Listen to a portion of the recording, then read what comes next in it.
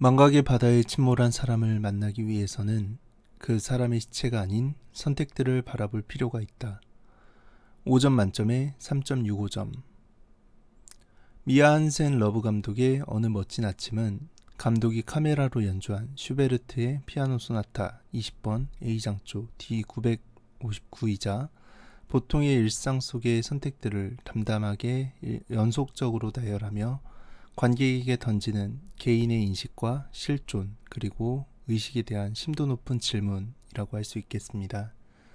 많은 분들이 이 작품을 보고 안소니 홉킨스의 더 파더나 아무르, 스틸 앨리스 같은 영화들과 비슷한 이야기라고 생각하시겠지만 이 작품은 앞서 나열된 작품들과 다르게 그러니까 이제 통제할 수 없는 질병이 어떻게 개인이나 가족을 붕괴시키는지에 대한 영화가 아니라 더 이상 내 의지로 선택할 수 없는 상황이 되었을 때 나는 존재할 수 있는가에 대한 실존주의적 고찰을 다룬 영화라고 할 수 있겠습니다. 이 영화의 8알은 레아 세이두가 연기한 산드라가 하는 선택들의 반복인데 이러한 선택의 순간들을 관객들이 개인의 실존과 선택으로 보기를 원했는지 감독은 작중 초반에 산드라가 아버지 게오르그가 읽은 책과 작성했던 글을 통해서 실존주의 철학자들을 나열합니다. 순수 이성 비판의 칸트, 파우스트의 괴테, 죽음에 이르는 병의 키에르케고르, 사랑 개념과 성 아우구스티누스의 한나 아렌트, 변신의 프란츠 카프카. 한 개인의 실존이 선택에 의해 완성된다는 위 인물들의 교집합을 인지하게 된다면 불완전한 선택들로 인해 산드라의 감정이 어떻게 변하는지 더 깊은 관찰을 할 수 있을 거라 생각을 하게 됩니다.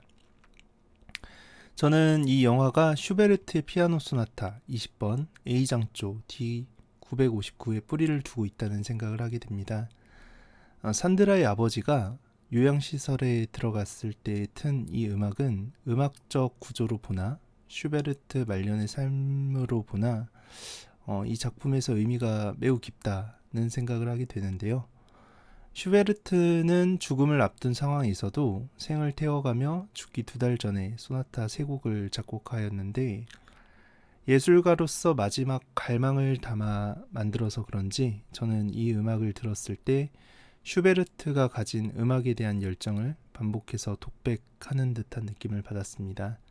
아마 미아 한센 러브 감독도 슈베르트의 마지막 삶과 D959의 이 악장을 듣고 산드라라는 인물이 아버지와 딸 클레망과 상호작용을 하면서 연주하는 소나타라는 영화의 뼈대를 그리지 않았을까 생각하게 됩니다.